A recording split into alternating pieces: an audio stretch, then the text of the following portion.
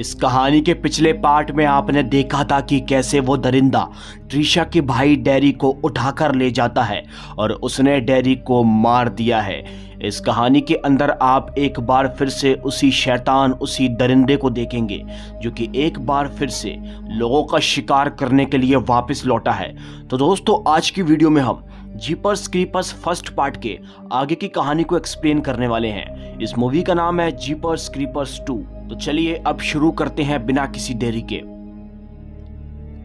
इस कहानी की शुरुआत होती है और हम एक आदमी को भागते हुए देखते हैं जो कि ना जाने किसी से डर कर भाग रहा था। इसी के साथ वो आदमी जब रोड पर पहुंचता है तो उसे सामने से एक गाड़ी आती हुई दिखाई देती है। वो उस गाड़ी को रोकता है, पर अगले ही पल वो दरिंदा आसमान से उड़ता हुआ आता है और उस आदमी को अपने साथ उड़ाकर ले जाता है। अब तकरीबन थोड़ी देर के बाद आसमान से एक तलवार नीचे गिरती है और उसके साथ साथ एक कटा हुआ हाथ भी नीचे गिरता है, और ये हाथ किसी और का नहीं बल्कि उसी दरिंदे का होता है। अब गाड़ी के अंदर से वो आदमी बाहर निकलता है और वो उस हाथ को अपने हाथों में ले लेता है।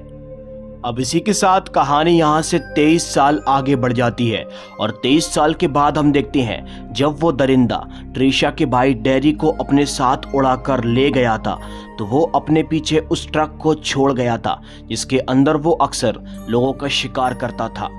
इसी के साथ हम देखते हैं पुलिस वालों को उसका ट्रक मिल जाता है और जब पुलिस वाले दरिंदे के ट्रक की छानबीन करते हैं तो उन्हें उसके अंदर बहुत सारी डेड बॉडीज मिलती हैं, जिसे देखकर सभी लोग बहुत शॉक हो जाते हैं।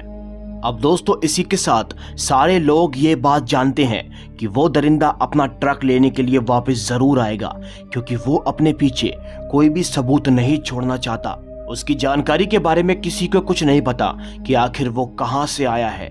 अब इसी के साथ हम देखते हैं कुछ पुलिस वाले उसके ट्रक को बांधकर ठिकाने लगाने के लिए लेकर जा रहे थे, लेकिन इससे पहले कि वो उसके ट्रक को ले जा पाते तभी वहां पर वो दरिंदा आ जाता है और जिस चेन से उसका ट्रक बंधा हुआ था वो उस चेन को अपने हथियार की मदद से तोड़ देता है और अपने ट्रक को लेकर वापस चला जाता है। ये सब देखकर वो दोनों पुलिस वाले बाहर निकलते हैं, लेकिन तभी थोड़ी देर के बाद वो दरिंदा आसमान से उड़ता हुआ आता है और एक पुलिस वाले के ऊपर हमला कर देता है। अब दूसरी पुलिस वाली उसे बंदूक से शूट करके मारना चाहती है, लेकिन वो दरिंदा अपनी उंगली से इशारा करके उससे मना करता है कि वो ऐसा ना करे, और इसी के साथ अगले ही पल वो उस पुलिस वाले को उड़ाकर अपने साथ ले जाता है। इसके बाद तभी यहाँ से कहानी शिफ्ट होती है और अब हम एक बूढ़ी औरत को देखते हैं जिसे कि अपने बेटे की आत्मा दिखाई दे रही थी। वो अपने बेटे को अपने आसपास महसूस कर सकती थी, और दोस्तों, इसका बेटा कोई और नहीं, इसका बेटा वही है जहाँ आज से 23 साल पहले जिसे क्रीपर का वो कटा हुआ हाथ मिला था। यानी कि जब उस दरिंदे का हाथ आसमान से गिरा था तो इस आदमी ने उस हाथ को ले लिया था, लेकिन बाद में क्रीपर ने उसे भी मार दिया था। लेकिन उसकी मौत के बाद भी उसकी बूढ़ी माँ उसे अपने आसपास महसूस कर सकती है।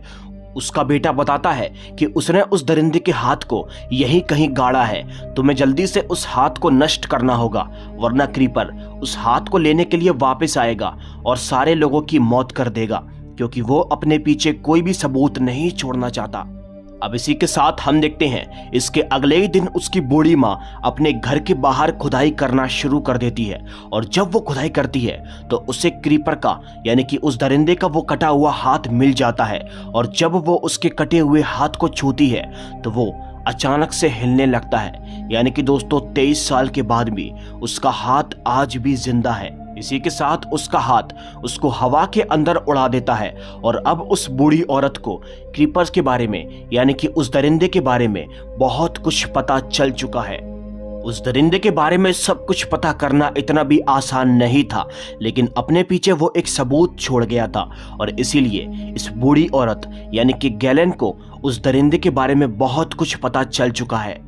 अब इसके बाद कहानी यहाँ से शिफ्ट होती है और अब हम इसी बूढ़ी औरत गैलन की एक पोती को देखते हैं जिसका नाम एडिशन है।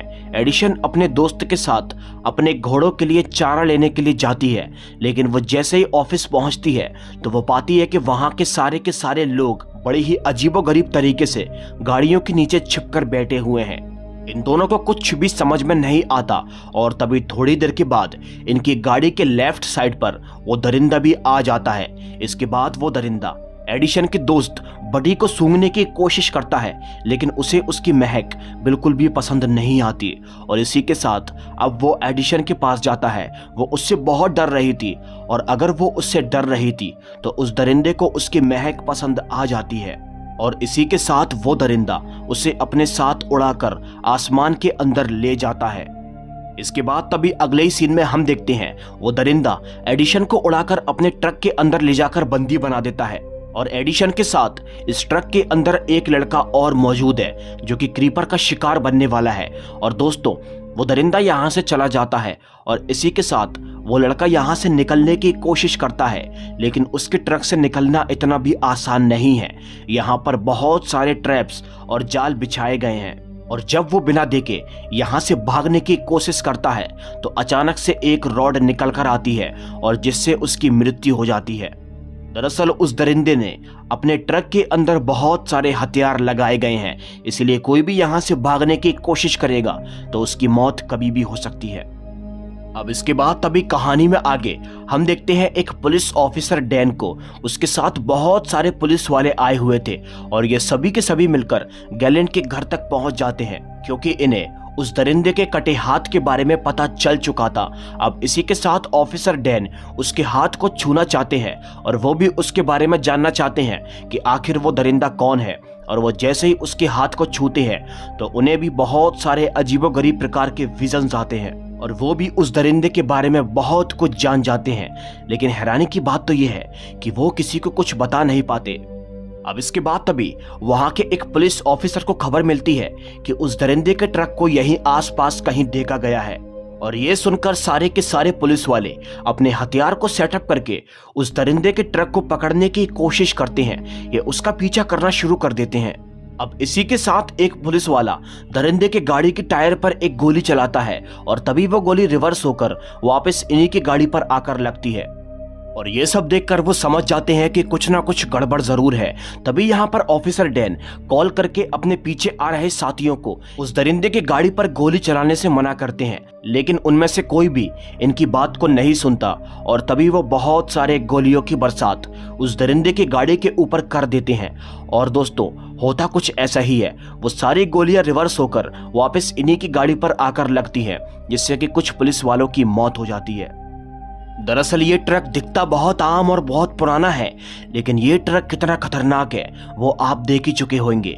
इसके बाद तभी हम देखते हैं उस दरिंदे के ट्रक के अंदर से एक अजीब सा बॉम्ब गिरता है और तभी वो बॉम्ब जोर से ब्लास्ट होता है। इसके ब्लास्ट होते ही ऑफिसर डैन की गाड़ी भी पूरी तरह से ब्लास्ट हो जाती है और ये सब होते ही ऑफिसर डैन और उसके एक पुलिस वाले साथी को बहुत चोट लगती है, लेकिन वो अभी भी हार नहीं मानते। इसी के साथ हम देखते हैं वो दरिंदा अपनी गाड़ी से बाहर निकलता है और इनके सामने आता है। एक पुलिस वाला उस पर गोली चलाता है, लेकिन वो अपने हथियार से उस गोली को रोक लेता है। अब वो दरिंदा अपने पास से एक हथियार निकालकर उस पुलिस वाले के ऊपर वार करता है, जिससे कि वो वहीं पर गिर जाता है।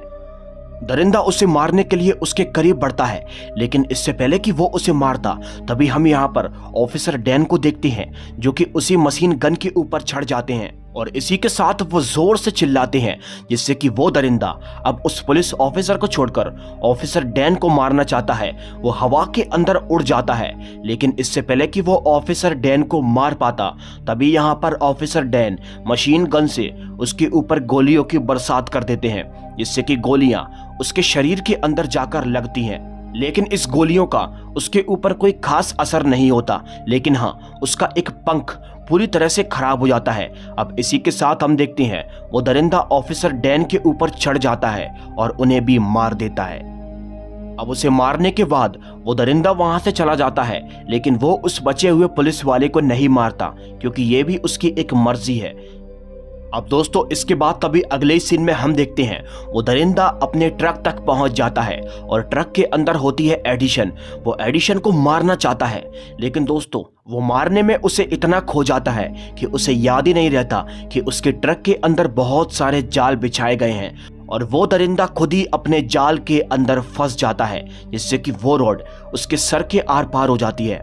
अब ये मौके का फायदा उठाकर एडिशन वहां से भागने की कोशिश करती है और तभी वो दरिंदा उसके पीछे भागता है। वो उड़ना चाहता है लेकिन एक पंख खराब होने की वजह से वो उड़ नहीं पाता। अब दोस्तों इसी के साथ वो दरिंदा एडिशन के ऊपर बहुत सारे हथियार फेंकता है, लेकिन उसकी एक आंख पूरी तरह से खराब हो चुकी थी, इसीलिए उसका निशाना बहुत बार चूकता है। अगले ही पल हम देखते हैं पीछे से एक गाड़ी आती है और उस दरिंदे को उड़ा देती है। और बस यही मौका देखकर एडिशन फौरन ही वहां से भाग जाती है। अब उस गाड़ी के अंदर से एक आदमी बाहर निकलता है, लेकिन वो दरिंदा बहुत गुस्से में था और तभी वो उस आदमी को भी मार देता है। और उसे मारने के बाद वो एडिशन को पकड़ने के लिए उसके घर के पास भाग जाता है, लेकिन वहां जाकर उसे कोई भी दिखाई नहीं देता। लेकिन दोस्तों एडिशन की दादी गैलेन ने उस दरिंदे के लिए एक मैसेज छोड़ा था और जब वो उस मैसेज को पढ़ता है तो उसके अंदर ये लिखा हुआ था कि हमें तुम्हारे बारे में बहुत कुछ पता है। इसी के साथ हम देखते हैं उस दरिंदे का वो कटा हुआ हाथ वहीं पर रखा हुआ है। अब ये सब देखकर वो दरिंदा बहुत गुस्सा होता है और अब अपने हाथ को ही नष्ट कर देता है। पर अभी भी उसे इस बात का अफसोस था कि उसके एक गलती की वजह से गैलेन उसके बारे में बहुत कुछ जानती है और इसीलिए वो वहां पर बहुत जोर जोर से चिल्लाने लगता है। इसी के साथ हम देखते हैं एडिशन भागती भागती अपनी दादी गैलेन के पास पहुंच जाती है और वहां पर उसका वही दोस्त होता है जिसका नाम बडी है।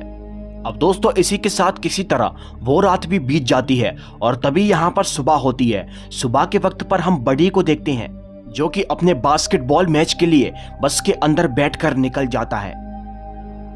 अब बस इसी के साथ ये कहानी यहीं पर खत्म होती है। उम्मीद करता हूँ आप लोगों को जीपर्स क्रीपर्स के सेकंड पार्ट की कहानी बहुत पसंद आई होगी। ये मूवी 2017 में रिलीज हुई थी, हालांकि इससे पहले एक मूवी 2003 में ऑलरेडी रिलीज हो चुकी है, लेकिन दोस्तों वो इसका थर्ड पार्ट है और ये इसका सेकंड पार्ट है। इनको रिलीज करने में थोड़ा सा आगे पीछे हो गया है, तो आप लोग मैनेज कर लेना। अगर आपको वीडियो अच्छी लगी हो तो लाइक कर देना, चैनल पर नए हो तो सब्सक्राइब कर लेना। मैं जल्दी ही इसके थर्ड पार्ट को एक्सप्लेन करूंगा। तब तक के लिए बाय एंड